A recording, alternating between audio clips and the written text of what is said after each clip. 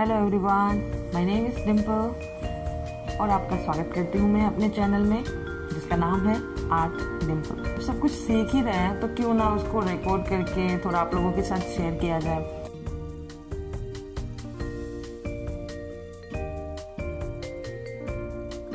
और मैं इंस्टाग्राम पे भी स्टोरी में ये सब कुछ डालती रहूँगी।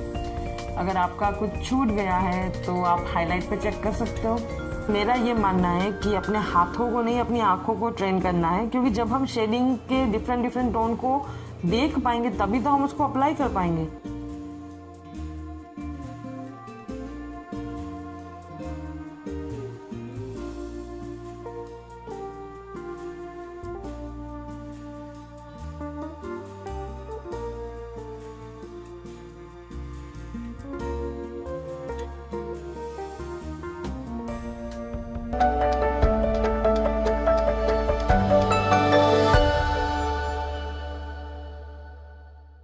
चलो अभी मैं आपको दिखाती हूँ कि ये डिफरेंट टोन को हम कौन सी पेंसिल यूज़ करके बनाएंगे, और ये वीडियो देखने के बाद आप ज़रूर बनाओगे और मुझे सेंड करोगे। ओके, तो चलिए सबसे पहले हम ड्रॉ कर लेते हैं एक एग का शेप। अगर आपको लगता है कि आपको मुश्किल होती है वो ड्रॉ करने में, तो सबसे पहले आप यही वाला एक ऐसे बना सकते हो। ये एक अच्छी सी ट्रिक है। अगर आप ऐसे सर्कल भी बनाओगे तो वो भी अच्छे से बनेगा।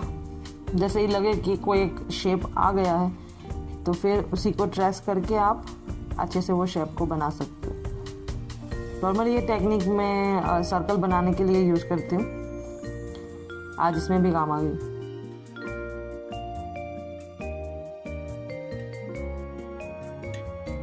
बाकी की जो एक्स्ट्रा लाइन्स है उसको इरेज कर देते हैं।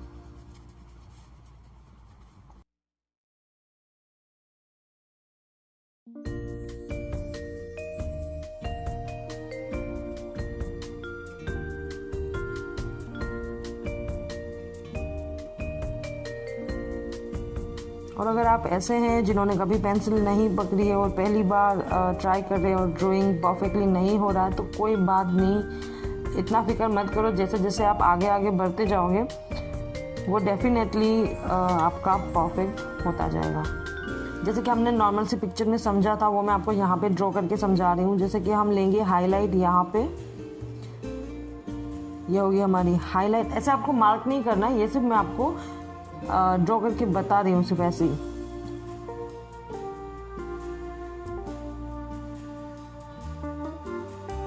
इतना होगा हमारा लाइट टोन और ये होगा हमारा मिडिल टोन। यहाँ पे डार्क टोन और यहाँ पे एंड में होगी रिफ्लेक्शन लाइट। तो सबसे पहले हम ये डार्क टोन वाला और मिडिल टोन वाला जो पोर्शन है उसको शेडिंग करेंगे। और शेडिंग के लिए एक बात और यहाँ पे समझा देती हूँ मैं आपको। एक इम्पोर्टेंट थिंग छूट गई थी आपको। जैसे कि ऐसे लाइन करके नहीं करना है शेडिंग। एक्चुअली इस लाइन को हैचिंग बोलते हैं। ये भी एक अलग प्रोसेस है शेडिंग करने की, बट ये स्मज नहीं होगी। तो आपको सबसे पहले प्रैक्टिस करनी है कि आप अपनी पेंसिल को ऐसे छोटे पोर्शन में चलाओ, एकदम लाइट प्रेशर के साथ। और जब आप ये प्रैक्टिस करोगे तो आप समझ जाओगे कि बार बार चलाने से वो डार्क होती जाती है।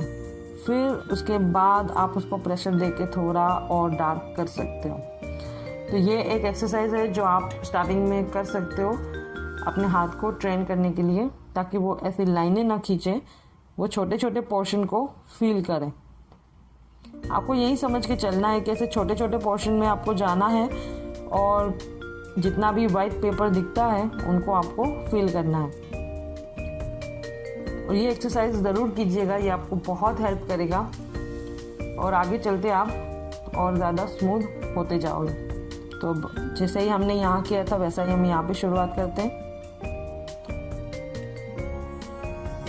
और आपको जल्दबाजी नहीं करनी है और छोटे छोटे पोर्शन को ही फील करते हुए आगे बढ़ना है। ऐसा नहीं कि आप इतना बड़ा पोर्शन जल्दी से ले लें।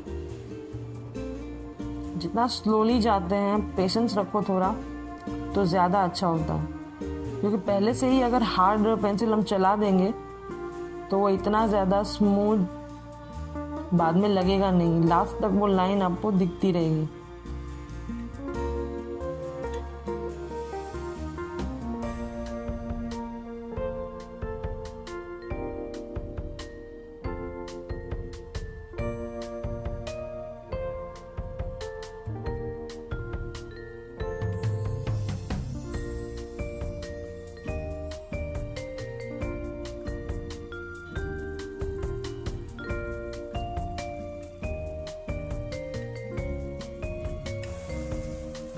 तो एक कोट जैसे कि हमने यहाँ पे डाल लिया था, अब यहाँ पे होगा हमारा मिडिल टोन, वो भी हम थोड़ा फील कर लेते हैं इसी से।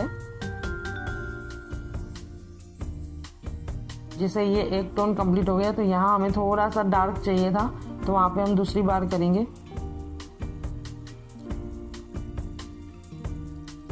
दूसरी बार लगाते टाइम आप थोड़ा सा प्रेशर बढ़ा सकते हो, बस थोड़ा सा, क्योंकि आप उसके ऊपर लगाओगे तो वो ऑटोमेटिकली डार्क होती जाएगी। जितनी बार आप उसके एक ही जगह पे बार बार चलाओगे, वो ज़्यादा डार्क होती जाएगी।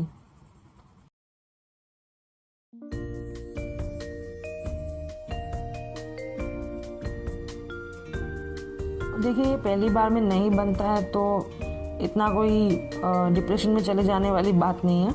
जैसे कि ये मैं अभी बना रही हूँ, तो ये मेरा ऑलमोस्ट ये चौथी बार है जो मैं बना रही हूँ। सबसे पहले तो ये लाइन इरेज कर देते हैं जो हमने की है, क्योंकि वो आगे चल के हमको परेशान करेगी। तब आप टिश्यू पेपर लेना चाहो तो टिश्यू पेपर, स्टम्प्स लेना चाहो तो स्टम्प्स, ब्रश लेना चाहो तो एक्चुअली ब्रश तो नहीं, इस पर ब्रश काम नहीं करेगा, तो मैं यहाँ पे टिश्यू पेपर यूज़ कर रही हूँ। तो आपको टिश्यू पेपर को ऐसे ही ब्लेंड करना है।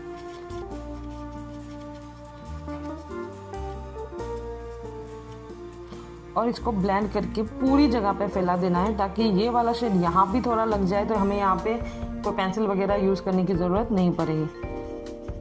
तो पहले आप इसे ब्लेंड करो, ऐसे पकड़ के बस उसको हल्के से आपको सर्कल मोशन में घुमाते जाना है।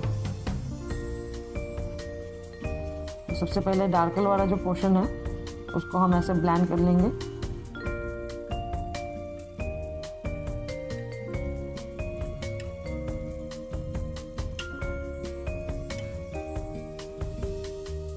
ये मिडिल टोन है, उसको भी मर्ज करेंगे डार्क टोन के साथ,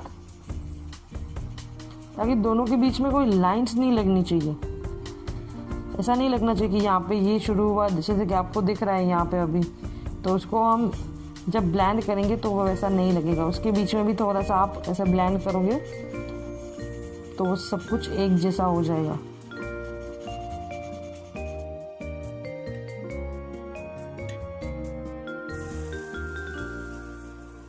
जैसे कि आप देख रहे हो यहाँ पे पूरी तरह से सब एक लाइट टोन हमारा वैसे ही सेट हो गया। हमें वहाँ पे कोई लाइट पेंसिल चलाने की ज़रूरत नहीं पड़ी।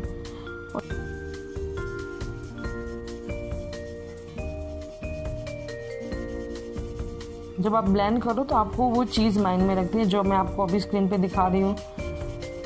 डार्क टोन, मिडिल टोन, ये हमेशा आपको माइंड में रखना है। देखो यहाँ पे ये लाइट टोन, ये मिडिल टोन और ये डार्क टोन। रिफ्लेक्शन लाइट अभी भी नहीं है, पर वो हम लास्ट में ऐड करेंगे।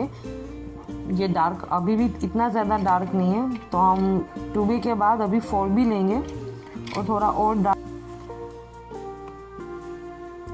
तो अभी यहाँ पे जहाँ पे भी डार्क है वहाँ पे थोड़ा सा 4B यूज़ करते हैं। और चलाने की टेक्निक बिल्कुल वही है, इसको भी आपको इतना ज़्यादा प्रेशर नहीं देना, आराम से बस चलाते जाना है। और जब इससे डार्क करेंगे तो यहाँ पे एक छोटी सी लाइन छोड़ते जाएंगे, क्योंकि वहाँ पे हमें लाइट देनी है। अब चाहे तो बाद में इरेज भी कर सकते हो, बट मुझे वो थोड़ा छोड़ के चलना ज़्यादा कंफर्टेबल लगता है। आपको लगता है कि वो नहीं छूटती है तो कोई बात नहीं, आप बाद में नीडेड इरेजर या किसी भी इरेजर की हेल्प से उसको निकाल सकते हो। और अगर छोड़ पाते हो तो बहुत अच्छी बात है।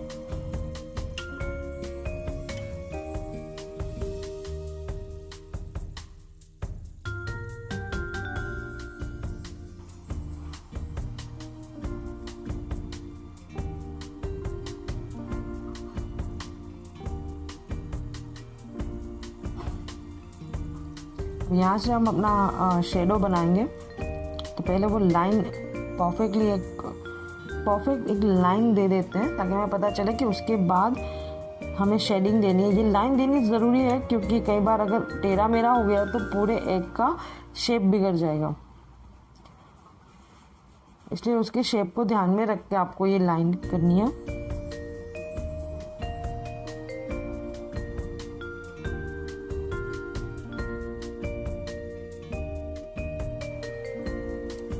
यहाँ पे हमें पता है हमें बहुत ज़्यादा डार्क देना है, फिर भी हम शुरुआत 4B से करेंगे क्योंकि अगर कुछ गलती हो जाए तो आप उसे ठीक कर सको। आपको अगर 4B भी कंफर्टेबल नहीं लग रही, उससे भी लाइट जाना चाहते हो तो 2B यूज़ कर सकते हो। और सभी को चाहे कितना, ये इतना बड़ा पोर्शन है फिर भी हम ऐसे छोटे छोटे पोर्शन को ही फिल करते हुए चलेंगे। एक ही साथ में बहुत लंबी लंबी पेंसिल नहीं चलानी है।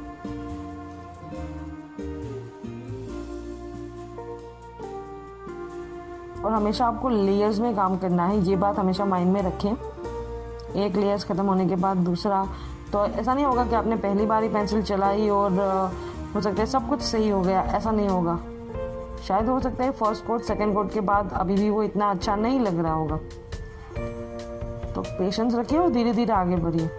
जब तक आप सेटिस्फाइड ना हो आप काम करते रहो।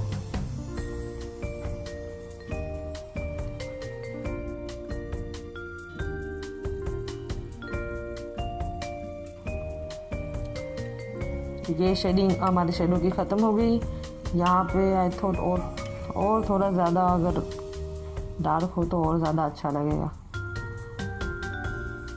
अब हम ले लेंगे 2H, क्योंकि आप देख रहे हो जैसे कि यहाँ पे डार्क है और यहाँ पे डार्क है और बीच में यहाँ पे कुछ भी लाइंस वगैरह नहीं दिख रहा। 2H लेंगे और यहाँ से यहाँ तक शार्प कर सकते।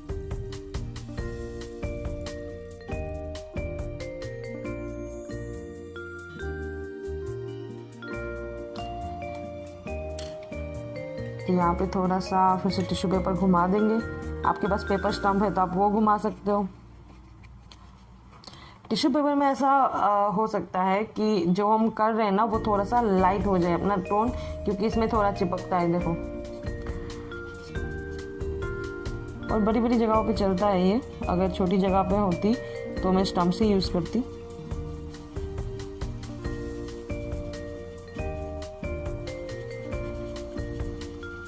अभी हमें इसको यहाँ तक लेके नहीं जाना, अभी उसको यहीं पे फैलाना है, क्योंकि यहाँ पे जो लाइट टोन देना था, लाइट मिडल टोन, वो हम दे चुके हैं। अब हमें सिर्फ अपना डार्क टोन सही से लगाना है। जैसे कि यहाँ पे ये टिश्यू पेपर से नहीं मुझे जम रहा तो उसे छोड़ देंगे, उसे बाद में हम स्टम्प से ले लेंगे। ये बहुत ज़्यादा लाइट है, इतनी ज़्यादा लाइट हमें नहीं चाहिए, तो उसे भी थोड़ा मर्ज कर देते हैं।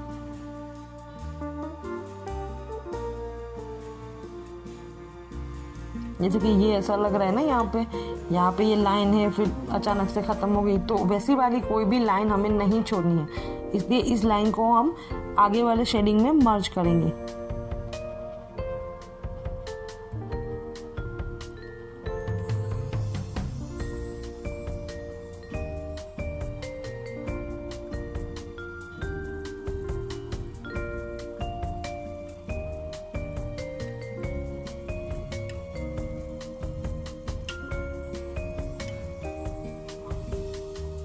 अब देखिए वो थोड़ी आगे की लाइन में वो शेडिंग के साथ मर्ज हो गई। अब वो ऐसा नहीं लग रहा कि वहाँ से वो लाइन कट हो रही है। नीचे का शेडो थोड़ा कर लेते हैं 6B या 8B से, 8B ले लेते हैं। 4B हमने वहाँ पे घुमाया था, यहाँ पे उसको थोड़ा और डार्क करते हैं। पहले 6B ले लेते हैं थोड़ा सा, अगर उससे ज़्यादा डार्क चाहिए होगा तो 8B लेंगे।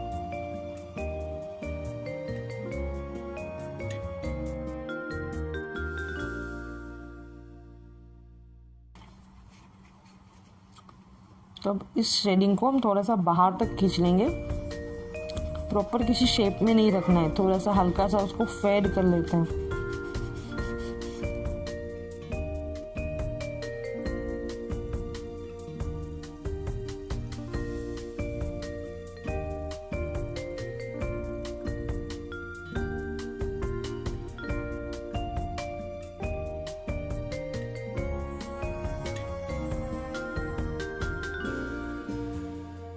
ये अच्छा लग रहा है। अभी थोड़ा 8B से और थोड़ा डार्कर कर देते हैं, सिर्फ ये आगे वाला पार्ट, यहाँ पीछे नहीं। इस एरिया में हमेशा थोड़ा संभाल के काम करें, क्योंकि अगर आप लाइन को ब्रेक करेंगे तो आपकी एक का शेप बिगड़ सकता है।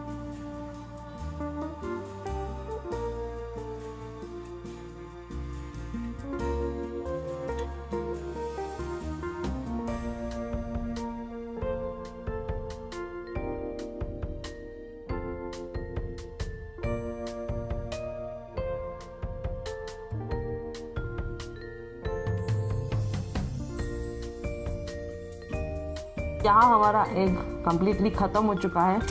तो अब बारी है हाईलाइट की। हाईलाइट हम तभी ऐड करते हैं जब सब कुछ ख़त्म हो जाता है।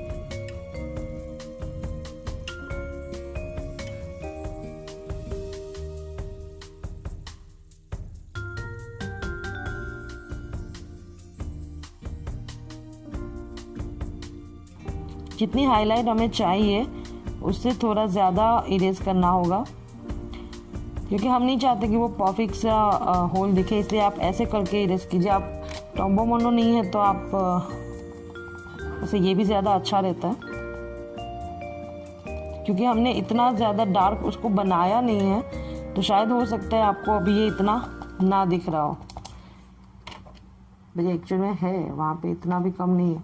फिर थोड़ा सा शार्प वाला टिश्यू पेपर, और जहाँ पे हमें थोड़ा सा हाईलाइट चाहिए, तो जहाँ से हाईलाइट चाहिए उसके आजू बाजू आप थोड़ा सा मर्ज कर दो। उसे परफेक्टली कोई शेप मत दो,